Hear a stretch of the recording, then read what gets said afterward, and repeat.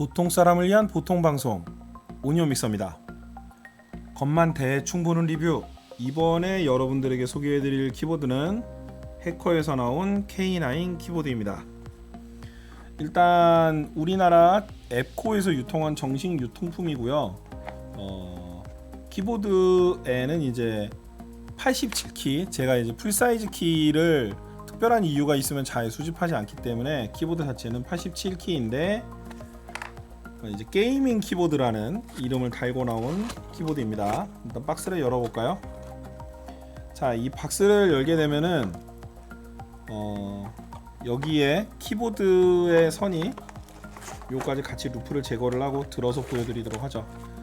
키보드의 선이 이렇게 천재질로 마감이 되어 있는 걸 보실 수 있습니다. 좀 대단히 고급스럽죠. 그리고 바디 자체가 은색으로 이렇게 마감이 되어 있습니다. 그리고 고급형 키보드들처럼 이쪽 위쪽에 키는 높고 나머지들은 좀 키피치가 낮죠. 그래서 베이스가 되는 판은 일렬로 되어 있는 판이지만 그 외에 키캡으로 이렇게 조절되어 있는 방식이라고 보시면 됩니다. 그래서 87키의 이제 기계식 키보드를 표방하면서 나온 거고, 이 안쪽에는 이제 얘네가 무접점 키보드라고 되어 있어요. 무접점 키보드 공용 매뉴얼이라고 되어 있고, 뭐 해당되는 이제 특수 키들에 대한 조합들이 이 안에 들어가 있습니다. 그리고 CD가 하나 들어가 있네요.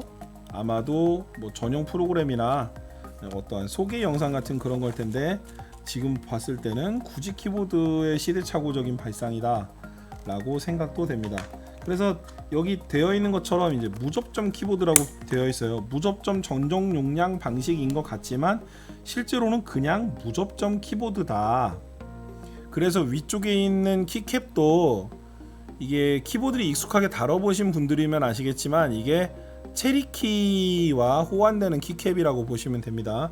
무접점 전용 용량 방식은 아까 별도로 키캡이 있다라고 말씀드렸는데 이거 같은 경우는 그런 키는 아니죠. 그래서 아마도 제 기억이 맞다라면은 이 키보드는 제가 카일 광축이기 때문에 기념 삼아 하나 수배를 해둔 걸로 알고 있습니다. 그래서 여기 보시면은 요 아래쪽에 들어가는 요런 부분들 이 좀 이렇게 반투명 부품이 있는 걸로 알고 있습니다. 그래서 정품 체리 키캡 또는 무접점 전용 용량 방식은 이런 식의 키 스위치를 사용하지 않습니다. 그래서 이 키 스위치는 사용자가 필요하면 교체를 해서 쓸 수도 있을 거고, 키보드 같은 경우는 여기 철사로 되어 있는 부분이 보이실지 모르겠지만 좀 오래된 방식의 스테빌라이저를 사용을 하고 있죠. 이 옆쪽에 가운데는 인식이 되는 키 스위치, 그리고 옆쪽에는 좀 고급형 키보드는 여기도 스테빌라이저로 사용되는 스위치 축들을 박아 놓는데 이 키보드는 그렇게까지 고려가 되어 있는 키보드는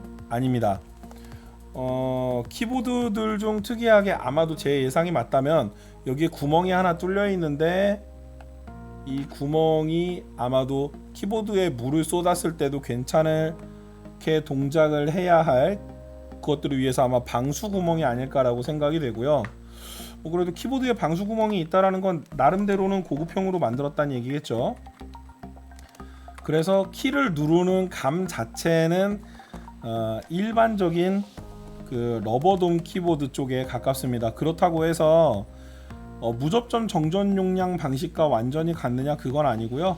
그런 것들에 비해서는 좀 키가 올라오는 반발력이 센 편입니다. 다만 키를 눌렀을 때 키들이 좀 조용하게 동작을 하기 때문에 사무실이나 이런 데서 쓰기에는 옆 사람에게 민폐가 되지 않는 꽤 괜찮은 키보드입니다.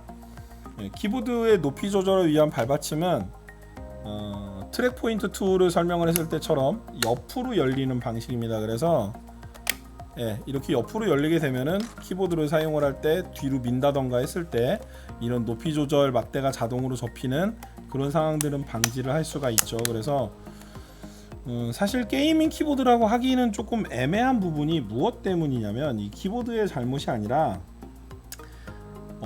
게이밍 키보드는 옆에 있는 키패드를 좀 이렇게 활용하시는 분들도 많으셔서, 물론 전용 키패드를 따로 쓰시는 분들도 있지만 그런 경우들이 많으셔서 이제 키패드가 생략된 키보드의 경우는 거의 FPS용 이외에는 사용 용도가 조금 애매하지 않나라고 개인적으로는 생각을 합니다.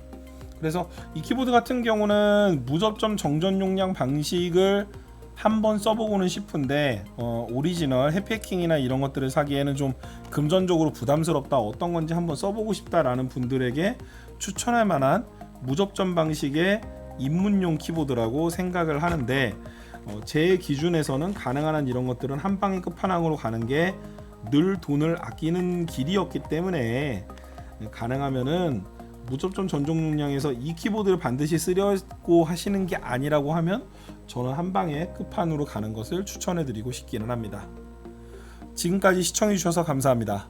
오니언 믹서였습니다.